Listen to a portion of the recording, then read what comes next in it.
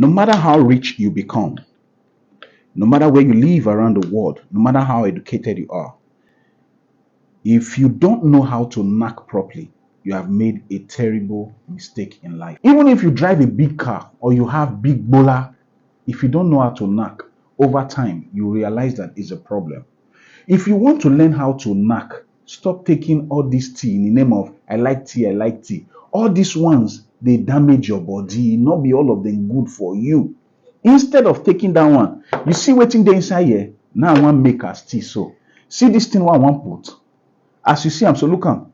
I add and join. Just small like that. If I take am, my bowler go stand throughout when I dey knack. It go make me last long and it go make me do multiple pian pian pian pian pian. That means I fit go on top mountain plenty times. These things what I dey tell you. If you know say your this thing not dey do well anymore, now wetin you need na be this. But I know say you go want say, wetin this thing be?